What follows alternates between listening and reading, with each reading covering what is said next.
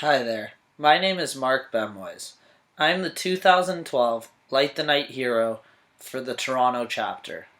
Unfortunately, I could not be there today, but I have made this video so that I may share my story.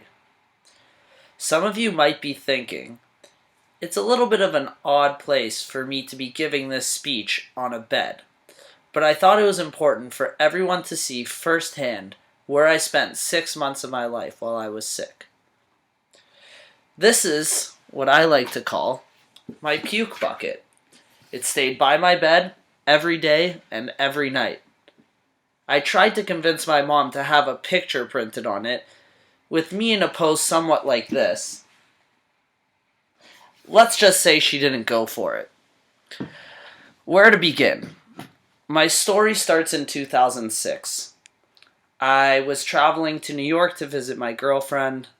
I got a little bit sick, a little bit of vomiting, just all around not feeling good. I came back, I met with my doctor, told him the story, and he summed it up to just be food poisoning.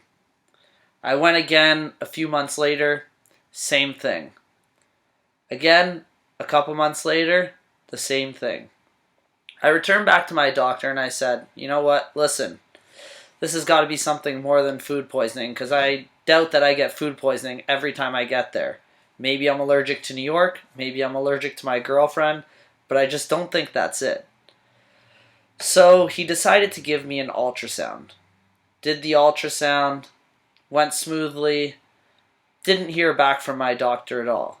You'd think no news is good news. That's generally what they tell you. However, after going to New York again, and again getting sick, I realized this is more than just food poisoning, like he said. I went back to my doctor and I asked for the results of my ultrasound. He shared with me something that I definitely was not expecting.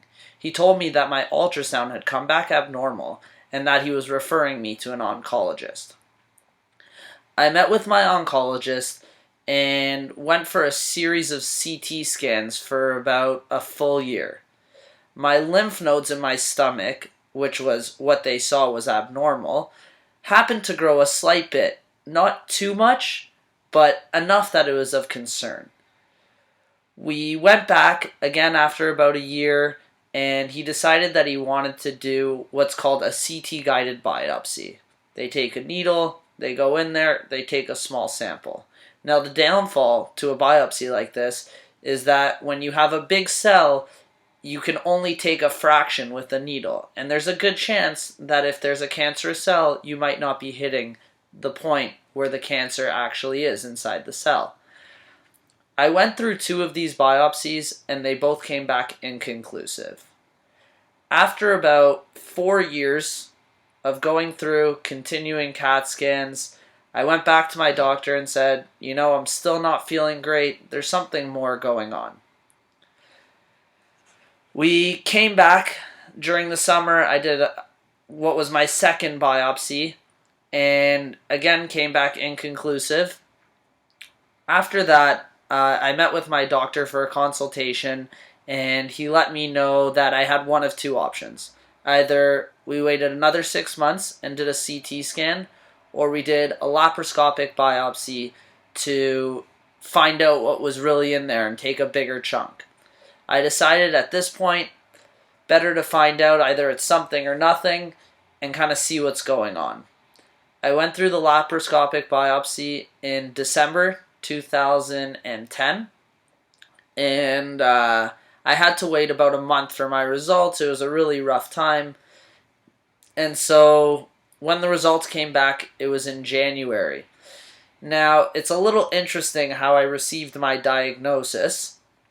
There was a mistake from my doctor's secretary, and she sent me for a CT scan the day before I was supposed to meet with him. Now, being the type of person I am, I'm very energetic, I'm very outgoing, and I usually try to have fun with everything I do. It just happens to be my personality. I made friends with the people in the CT department, and they recognized me over the last 4 years of me going there, and asked me why I'm there and asked me if I had gone through any treatment while we were joking around. And I was kind of thrown off. I said, "What do you mean, treatment? I haven't even received my diagnosis or heard what happened from my surgery." And they said, "You know what? That's interesting because we actually have it here." So it's kind of hard for me to say, "Oh, well, just put it aside. I don't really want to hear it right now." It was probably one of the toughest experiences of my life, receiving that information on my own. The same day, my girlfriend was leaving to Ireland for about 6 months, and I knew that if I told her, she probably wouldn't go, and I didn't want her to miss out on that experience. I definitely couldn't tell my mom because she was going to freak out. So it left me with very limited options, but it was also a blessing in disguise. It gave me the opportunity to put supports in place for my mom, do some research about what I had, and find out some really good questions to ask when I went into my meeting the next day.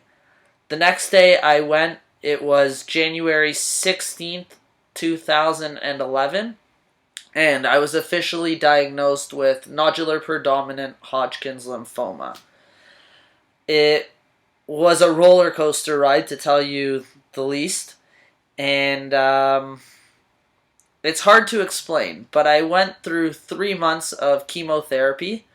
It was very tough, and I would say I probably got the better of it than most people do. I was able to be a little bit active, go out. On good weeks, I even went snowboarding. I tried to make the best out of a really bad situation.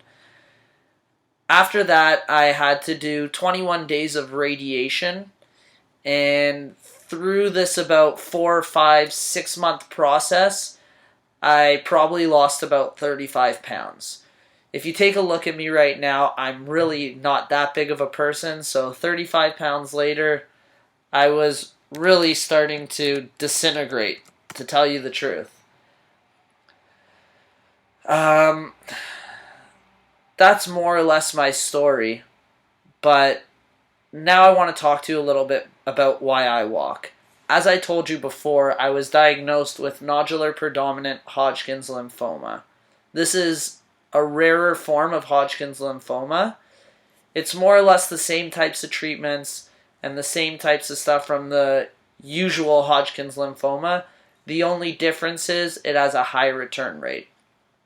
So with most people who are lucky enough to survive from cancer, unfortunately that's not the case always, but I was lucky enough to survive, and some other people are also lucky enough to survive.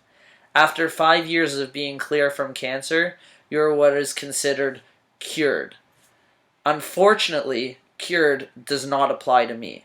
After 5 years, I must continue to go for testing, and because I am so high risk to receive another type of cancer, I will never have the privilege of being cured. The reason why I walk is to bring hope to people.